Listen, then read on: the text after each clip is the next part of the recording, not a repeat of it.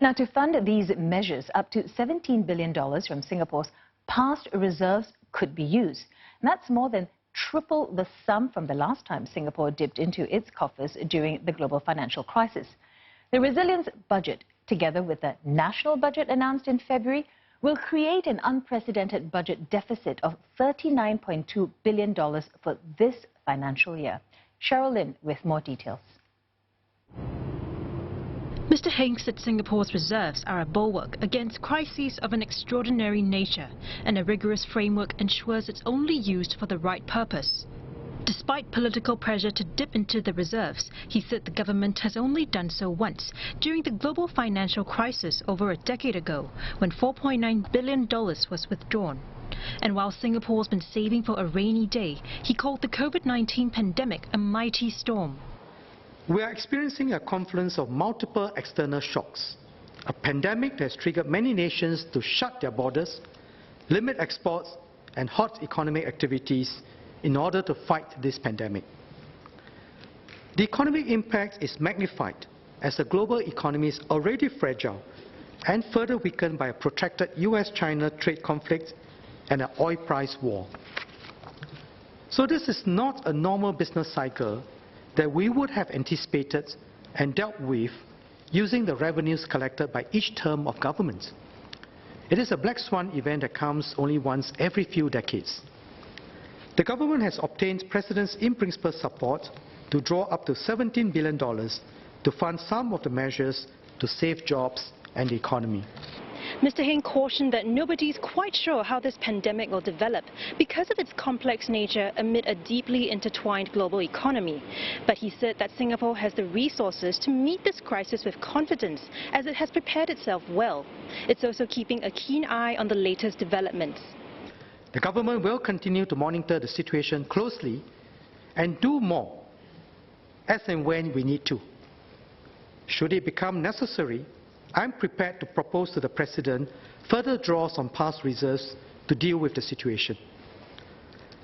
I trust that every member of this House will deeply internalize the mission to be careful stewards of our reserves.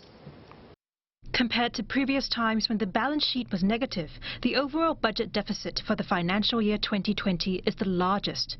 It stands at $39.2 billion, about 7.9% of Singapore's GDP.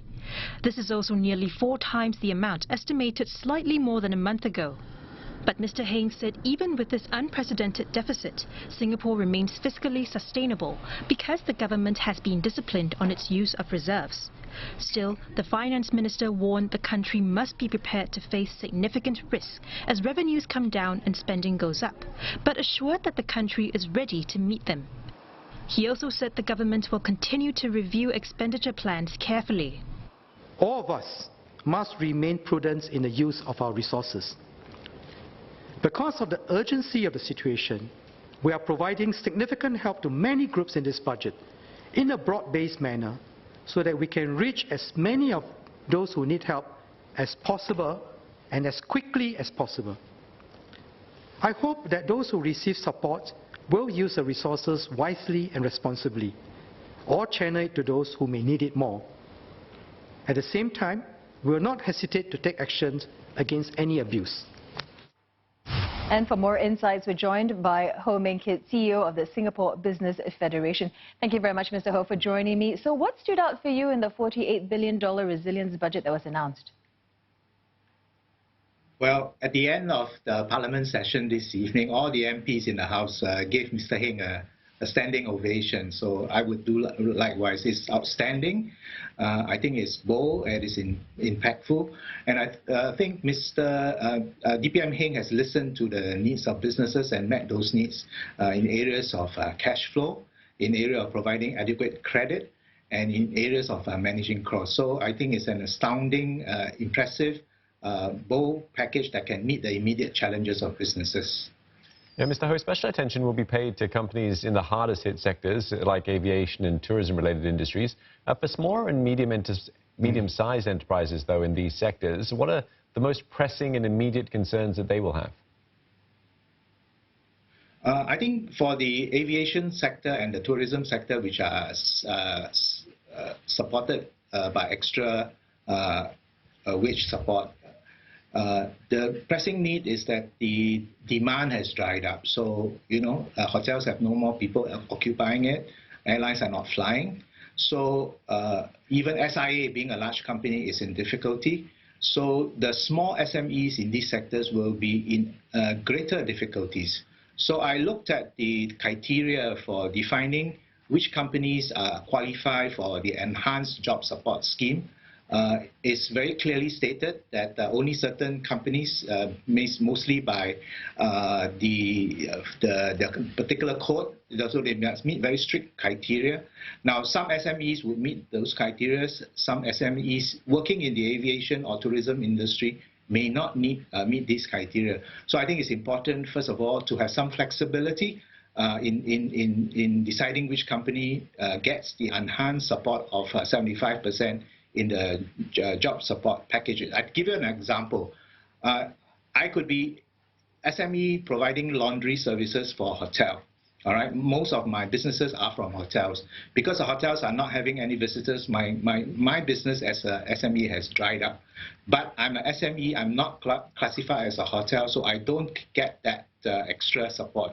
So I think there ought to be some flexibility, and if there cannot be some flexibility and this laundry SME who's providing laundry services excluded, then I urge the large companies, to be fair-minded about this, because you have the support. You need the SMEs in your sector, in the whole ecosystem, to support you. I think you should also be helping them as well, because you have more help from the government, help the SMEs in that particular sector. I think this is very important, because it's a little bit uneven in some of these sectors, in this particular sector.